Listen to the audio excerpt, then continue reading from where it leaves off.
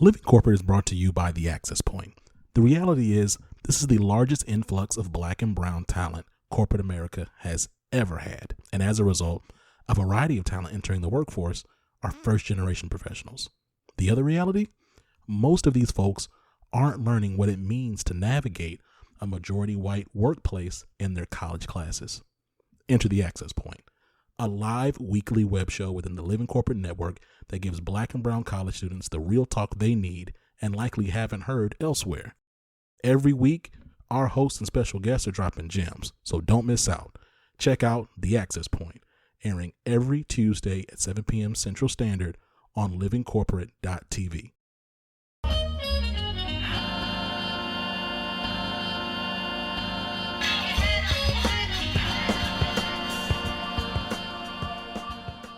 Hey everybody, this is See It to Be It from Living Corporate. Living Corporate is a digital media network that centers and amplifies Black and brown people at work. My name is Amy C. Wanninger, and I'm the host of See It to Be It. When I was growing up in rural southern Indiana, I didn't know people who went to college or who worked in professional roles. I didn't know what those jobs looked like, much less how to break into them. But this show isn't about me, it's about my guests. I bring you career stories from everyday role models in jobs you may not know exist. More importantly, the folks I interview share their perspectives as Black and brown professionals in jobs and environments where they may be the only. My guest today is Dr. Nika White, who owns her own management consultancy firm. But before we get to the interview, we're going to tap in with Tristan for some career advice.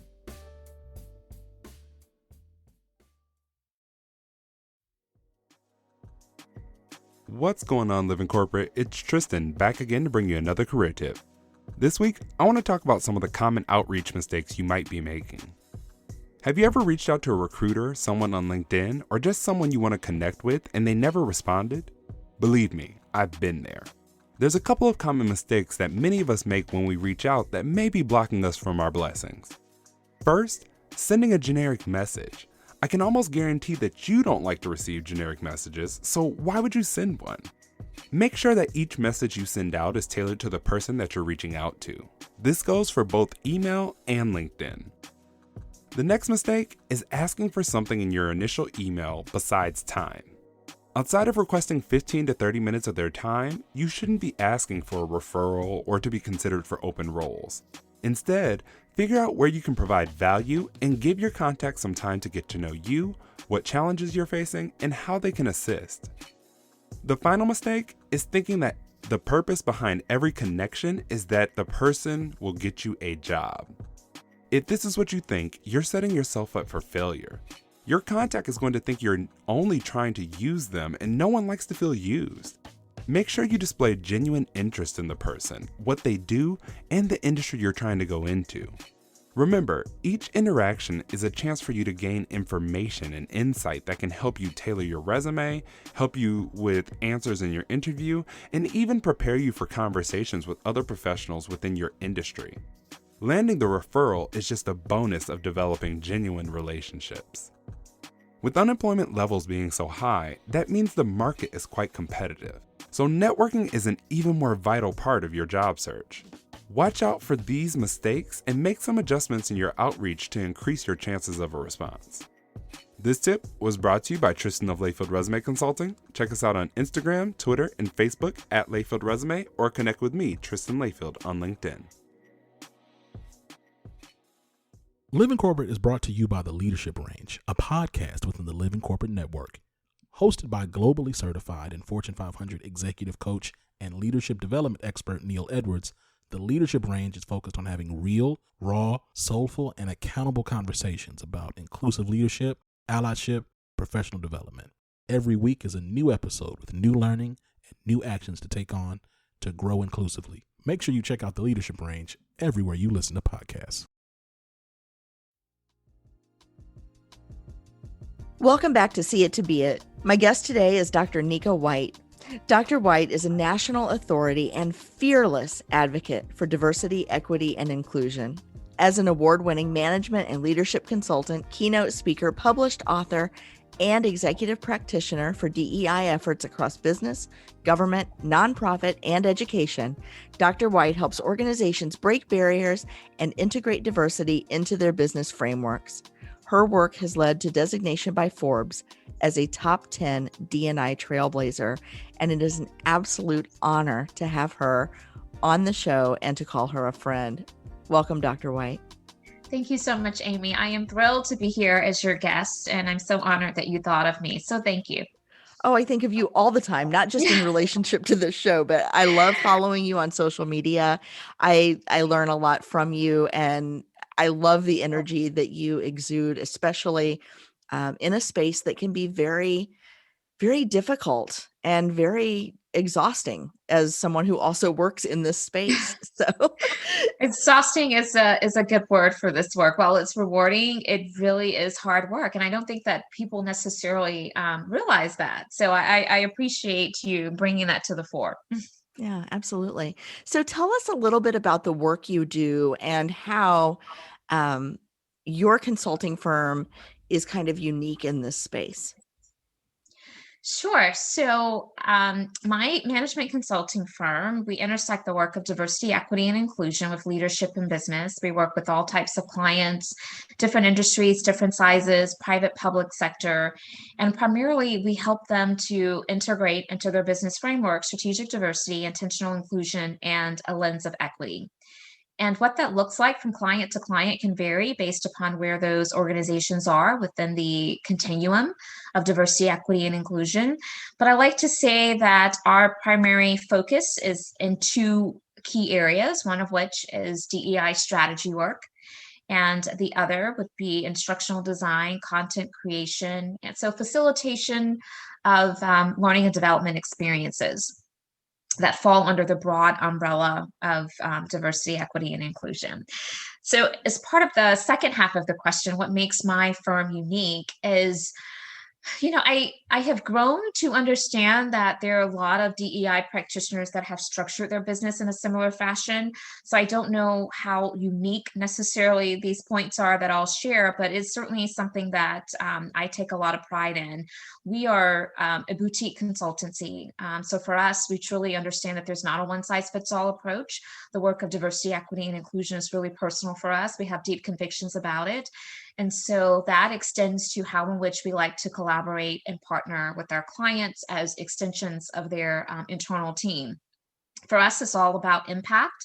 And we are quite communicative about there being a key difference between activity versus impact.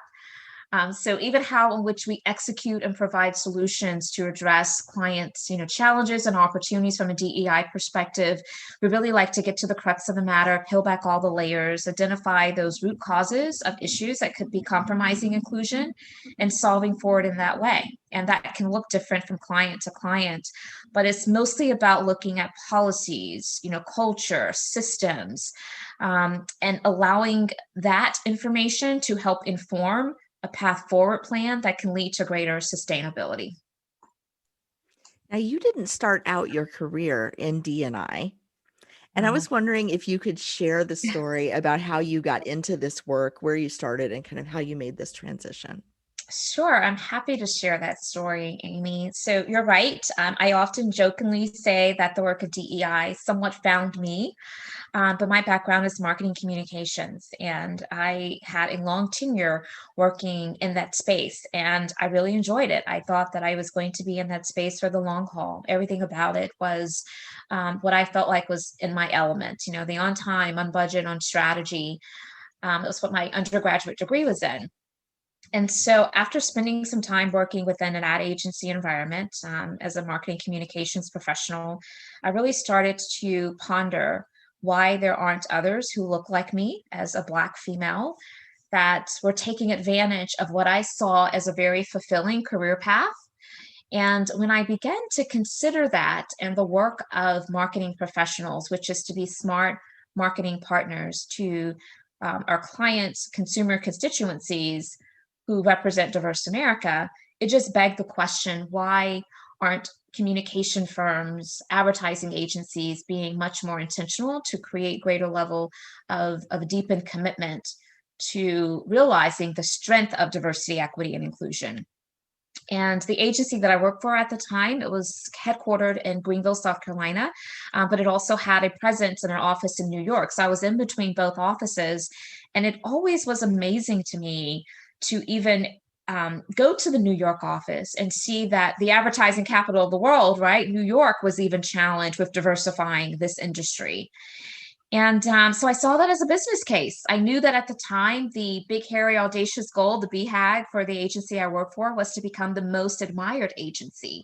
And so I thought, if that's our goal, why are we waiting for someone to place mandates that would require us to have to go through certain changes because the industry depended upon it? Why not be proactive and intentional and leverage that as a way to help catapult us to the next level and to be able to compete effectively with some of the other agencies that were much more further ahead in their approach to diversity, equity, and inclusion. So Amy, I literally sat down with the president CEO, who was very hands-on at the time. He was quite accessible, and I had a good rapport with him. And I shared this, epiphany that I'm sharing with you. And he listened intently, asked very thought-provoking questions. And at the end of that conversation, he said, "Nika, I agree. We're going to do it, and you're going to lead it. Now tell us how." And I was prepared for everything in that conversation, with the exception of tell us how. But I did have the wherewithal to immerse myself into this space and to certainly align with other practitioners that were accomplished in helping to realize successful results for the respective organizations that they worked for. And so that's really where it started. And so fast forward, I was doing this work for the agency, and then several years later, the opportunity presented itself for me to move directly full time into this role at a VP level on a larger scale. And the rest is history. I then started noticing that there was such a demand and need for diversity, equity, and inclusion. So I started really executing my exit strategy to be able to do this for myself from an entrepreneurship perspective. And the rest is history. I love your story because it starts with you seeing a problem and speaking up and just having the courage to say, this needs to be fixed. Yes, that is precisely how it happened. And I tell that story often especially when I'm working with organizations that are not far enough into their journey, but there are some champions internally that really want to be able to see this work come to fruition and be operationalized. And so I share my story to say all it took was for someone to see the opportunity of the strength of DEI, to see the business case, to raise their hand, and then be willing to choose courage over comfort to say, hey, we are in this space and we should be. So now what are we going to do about it? I was fortunate that I was met with great positivity, from the organization that I worked for. And we were able to slowly but surely begin charting out this pathway of success. And so that's where it starts oftentimes. It's just someone raising their hand. And so hopefully this is encouraging someone that's listening to this. Yes, absolutely. Raise your hand. And I love that courage over comfort is, if we could all live our lives in ways that were courageous over comfortable. Yes. Think of what we could accomplish. I think that's such a beautiful sentiment. Yeah. It's so important to this work as well, as you know, Amy, because it's complex. It's not always easy. And, as DEI practitioners, we're often finding ourselves holding space of solidarity for people to engage, and people have different mental models around this work. Not everyone is starting at the same place. And so that takes a level of courage. And then, just the whole entire work of being a voice for the voiceless or those that are vulnerable, that takes courage because there's risk involved in that. That's the very reason why sometimes when we talk about allyship, we often hear people refer to it as being an accomplice, right? There's a risk involved in that. Yeah, absolutely. Because if someone's in danger and you put yourself between them and the danger, now you're in danger. Absolutely. And, I'm so glad that you used that word very specifically in the context of DEI, because I don't think that sometimes people will correlate danger to the lack of belonging and lack of psychological safety, but it impacts health. It impacts, people's mental state.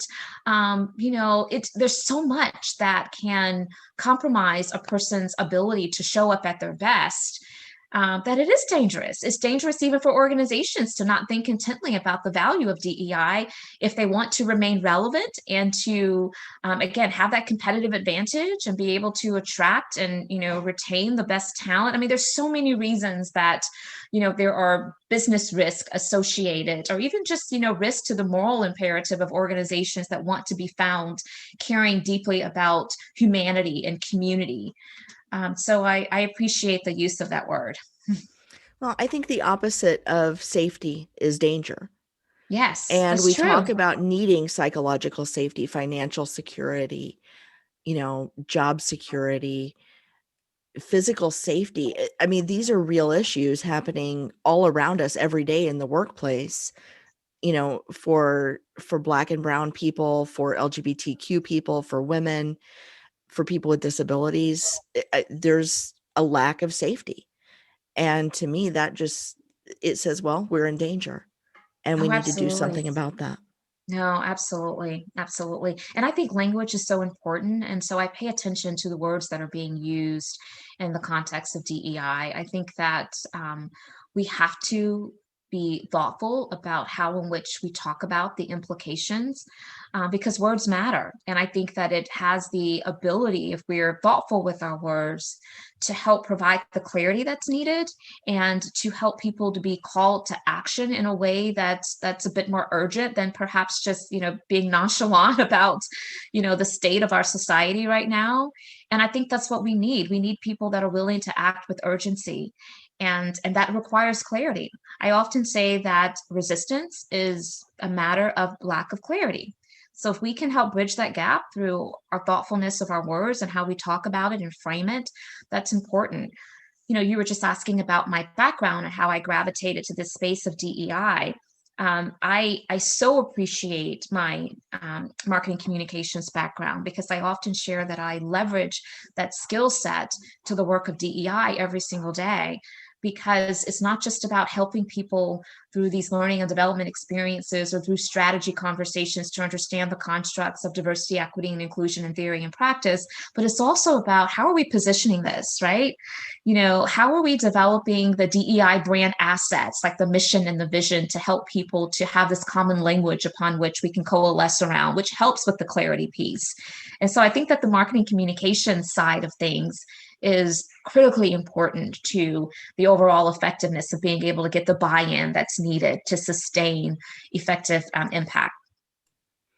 Yeah. And I think marketing is really applied empathy. Oh, it Right? is. Yeah. Because Yeah. you're trying to get into the mind and the heart of the person that you want to influence. You're trying to figure out what's important to them and why, and then Mhm. position what you're offering in a way that speaks to what's on their mind and in their heart. Yes, you're appealing to people's emotions. And as I mentioned before, this work of diversity, equity, and inclusion, it is really personal for a lot of people. It's because it's their lived experiences, and it doesn't get more personal than that. And so I really appreciate you bringing that to the fore. And I'm finding, Amy, that many brands are becoming much more thoughtful about how they need to align their corporate communication strategy, their branding campaigns, to help their brand to be perceived as one that really understands the value of diversity, equity, and inclusion. And I think that's important as well. There's a lot of brands out there that are being criticized for coming across as very performative. And so I think that it requires organizations to make sure that they are aligning the professionals that are charged with this responsibility, to ensure that they also operating with the lens of equity and inclusion, because it shows forth in the messaging and how in which you're casting people for your different campaigns and promotions. But I see a lot of value into incorporating a lens of DEI into the marketing communications piece. Yeah, we're seeing a lot more, specific to the marketing communications piece. I want to see companies do more of the work before they claim more of do the work before you claim the woke, right? Is what Yes. I would love to Yes. see them do. But I Yes. have noticed as I've been watching TV more lately, that we're seeing a lot better representation of diverse families, of diverse, diverse consumers, right? Dads doing laundry, and the interracial gay dads, Yeah. with the kids washing the dishes or whatever the thing is. And it's like, you know, and I do love to see that, because I think that for people to see themselves represented, even if it's only for 15 seconds in the middle of, 60 minutes or Right. whatever, I think makes a huge difference. And I think it shows that these companies are aware that there's a changing marketplace. I'm hopeful that they will get their insides right with their outside messaging as well, and make sure that their leadership and their employee opportunities and promotional strategies and pay equity is all aligned to what they're putting out into the world. But time will tell. Yeah, time will definitely tell, but you're so right. Aligning words with action is a necessity for brands, because again, I think that the regular consumer they're able to sniff that out, right? They can tell if it's performative or if it's just words that are ringing hollow. And so brands are having to learn the hard way. And so I think it's critically important. My friend Katie Martell, she refers to it as it being woke washed, and so I so appreciate her message, and she's doing a lot of educating to chief marketing officer type professionals, just to help bring that point to the fore, because it's important, and it is impacting how in which people are perceiving those brands and those organizations. Definitely. Now I want to switch gears just a little bit. I want to go back to your transition from an employee doing DEI work to being an entrepreneur doing DEI work. And I bring this up for a couple of reasons. Number one, there's so much pressure on people now, right? If you're on, and I know you're on Twitter, right? LLC Twitter is like, you got to have a hustle and you got to have a business. And I don't care how hard you're working. If you work 80 hours at your day job, add 120 to that and start a business. So that's one aspect of this. And number two is, in the last probably 6 to 9 months, we've seen a lot of people hang their shingle as DEI consultants because there's been such a demand for this. Can you just kind of explain to our listeners what's different about being a DEI practitioner inside a workplace versus running a DEI consultancy? It's such a great question, Amy. And I think I'm going to start with a response to, just by reacting to the fact that you're right. There's such an influx of new talent that's appearing within this space. And I have a couple thoughts about it. The first is, while I'm excited that there's now this increase of credibility and interest and popularity into the discipline of diversity, equity, and inclusion, I have to be honest in sharing that I'm also a little concerned and protective. And I say that because overnight, it seems like hundreds, if not thousands, of DEI experts have appeared, right? And I am a firm believer that this work is not for the faint of heart. There is certainly strategy and skill sets and experience and know-how that allows someone to be able to operate effectively and this space. And I don't want that to be missed, right? And so I think that as practitioners, we have to do a really good job of helping to see that point and support each other, as so many of us are finding this as a fulfilling career path, right? Okay, so to your question, I just had to get that out there because it's been something that's been weighing heavy on me. Yes. Yeah. But to answer your question regarding how is it different working internally as a lead for DEI within an organization versus doing this work from a consultancy perspective, and I will tell you that now I'm on this side, I will never go back, Amy. I say that for a couple of reasons. One of the motivators for me to step outside of doing this work internally for an organization to doing it as a consultant, running my own business, was because I have deep convictions about this work, and I want to be true to the work. I don't want to dilute the work. And so sometimes it can be hard if you are a W-2 employee to manage up and to say what you need to say and have it to be received and to operate at a pace that you can feel good about, right? I am perfectly okay with organizations being on a journey, right? And that's what this is. It's not a destination, it is a journey. People are at different points within, the broad spectrum of the continuum of DEI. But one of my biggest frustrations is when organizations will enter into this space without truly counting the cost and understanding what type of readiness is required, And so for me, I feel very empowered when I'm on this side as a consultant, when I need to go in and express what needs to be expressed, holding people accountable, not giving people passes, but really having the hard conversations, if you will. And then walking out of there knowing that I can sleep at night because I did not dilute the work, because the work is so important to me. And I'm not saying that everyone has to execute it the same way, but I think that philosophically, there are some foundational principles that you have to really truly believe in if you want to be found credible in your rigor and your due diligence for executing and implementing this work throughout organizations. And so that's not always an easy place, to be when you are internally as a W-2 employee, because again, there's all these risks involved and you perceive people are going to see me a certain light, or they're not going to buy into it, or I need to kind of appease, certain leaders in the organization by not being too heavy-handed with, this message or that message.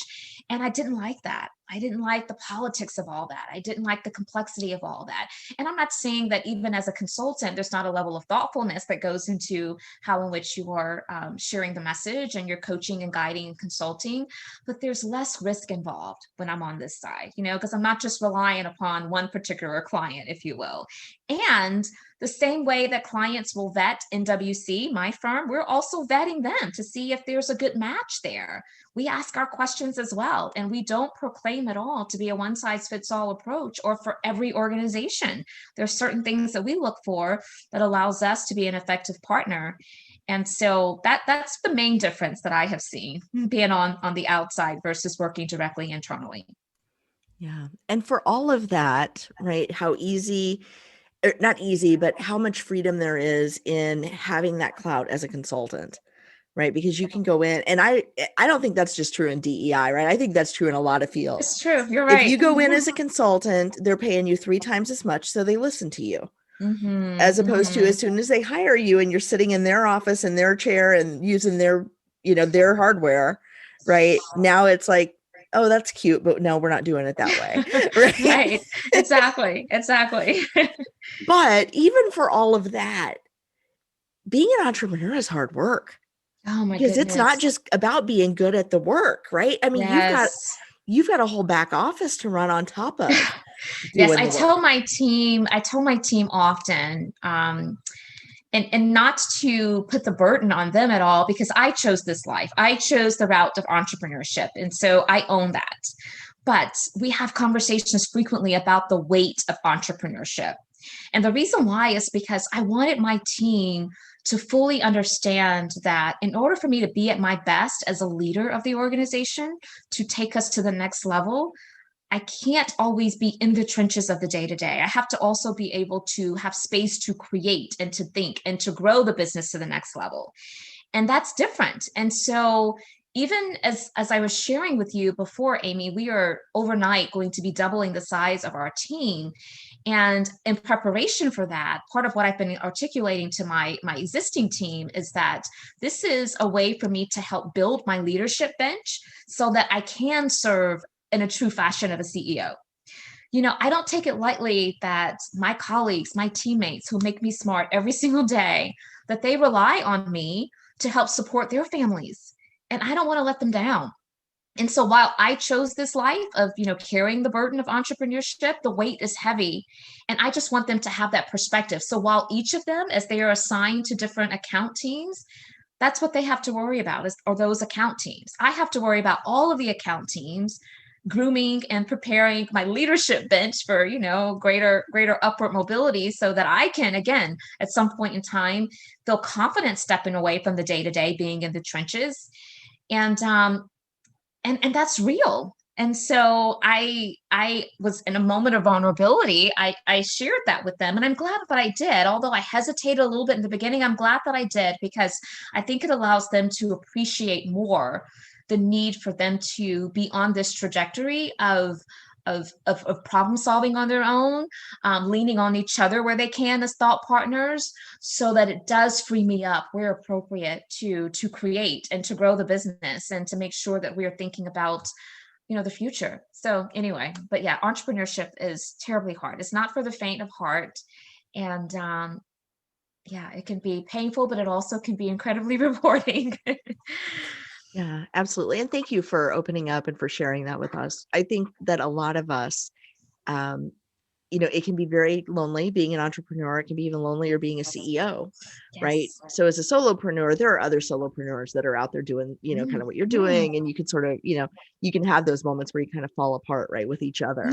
I think as a CEO, when you've got, and I'm a CEO of my business, but it's not, I don't have W-2 employees like you do, right? So there's not that same, and there's a reason I don't. It's because it terrifies me. It scares the out of me to say, okay, well, I'm going to be responsible for whether other people's kids eat. Like, I'm still trying to make sure mine own can, right? Yeah, And that's a scary thing. it is. But where do you go for community as the leader of an organization with employees? I mean, you can't just, you can't have a bad day, right? So how do you do that? Where do you go? Well, so let me debunk the myth of you can't have a bad day. I think that part of growing as a professional and even as an entrepreneur is to give ourselves grace to where we do give ourselves permission to have a bad day. And so it's a matter of being communicative. And the same way that sometimes my teammates may have a bad day, they understand that I may have a bad day, And we navigate that with the level of respect, and we extend grace and accept grace to each other where needed. But I think that part of giving ourselves permission to have a bad day is also allowing ourselves to be vulnerable, to communicate that in whatever way it makes sense, even if it's just to say, you know what, I'm going to step away from my desk for the next hour. I'm going to take a walk, or I'm going to just kind of unplug for a moment. And that type of language, my team understands. and we all give each other that type of space and permission to do that, because this work is hard, first and foremost. And we have to make sure that we are at our best so that we can be effective at the work. So in terms of community, the community comes from my team. I draw energy from them because, again, we all have that understanding of how to support each other.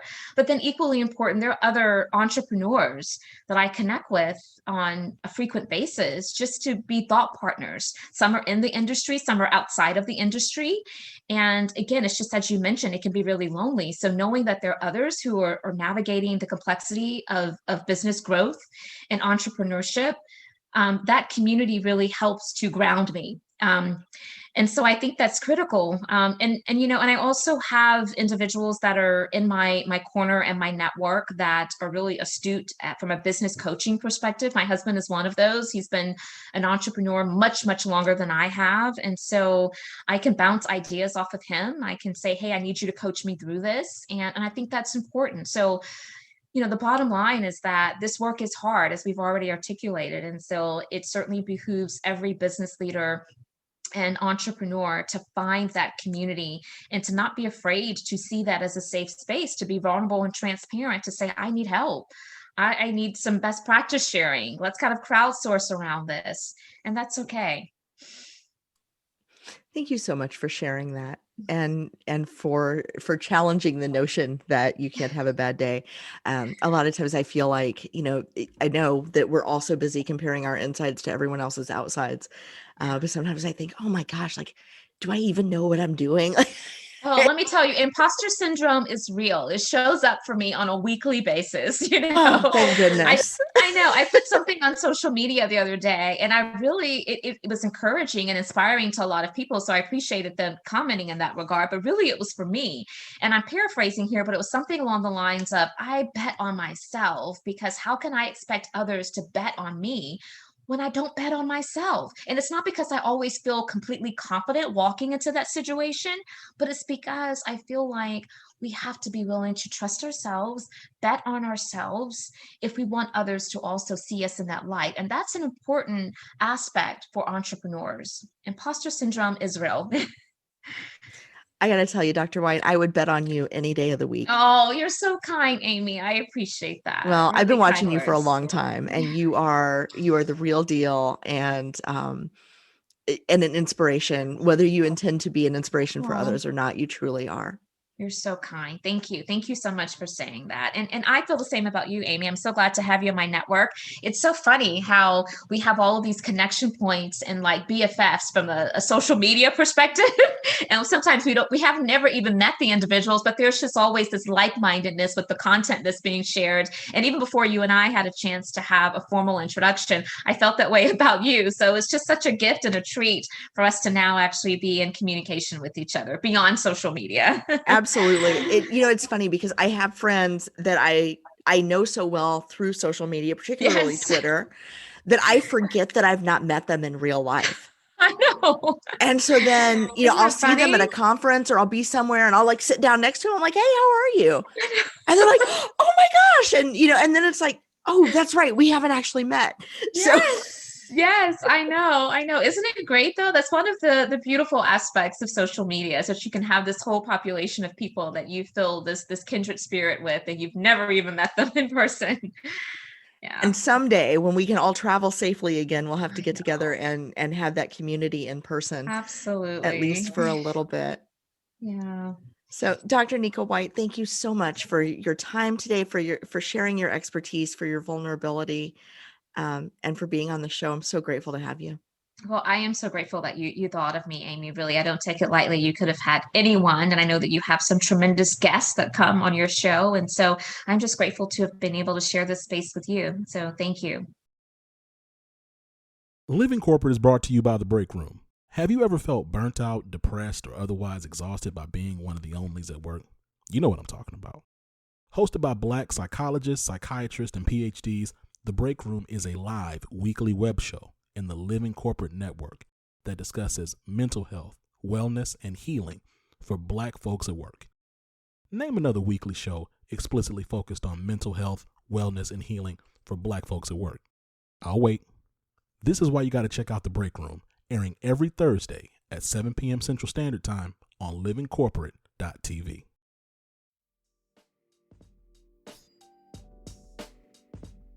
Okay, how much did you love Dr. Nika White? What I loved about this interview was, I guess, that I learned that even the rock stars among us, even the people that I think, really have their stuff together and probably never have a moment of self-doubt, actually do. And they push through it and they get the job done anyway. And I got to tell you, that was probably exactly what I needed to hear today as I was doing this interview. If you enjoyed this episode, if it was as valuable to you as it was to me, don't forget to subscribe to Living Corporate and share us with your friends and colleagues. You can also meet your favorite guests and join the conversation on our Slack channel at c2bchat.com. That's the letter C, the number 2, the letter B, chat.com. And you can really help us out by leaving us a 6-star review wherever you get your podcasts. If you're new, you're probably thinking, well, Amy, there are only 5 stars. Okay, give us all those stars, but then go the next step by leaving just a couple of sentences in your own words, telling us what you liked about the show or what you enjoyed about our guest. Don't forget to visit living-corporate.com to learn more about our other podcasts, videos, web shows, and more.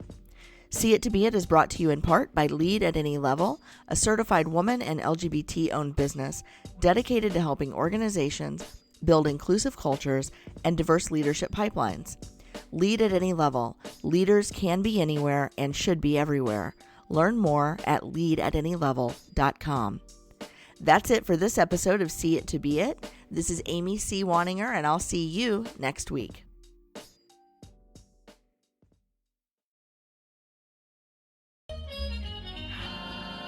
Living Corporate is a podcast by Living Corporate LLC. Our logo was designed by David Dawkins. Our theme music was produced by Ken Brown. Additional music production by Antoine Franklin for Musical Elevation. Post-production is handled by Jeremy Jackson. Got a topic suggestion? Email us at livingcorporatepodcast@gmail.com. You can find us online on Twitter, Facebook, Instagram, and living-corporate.com. Thanks for listening. Stay tuned.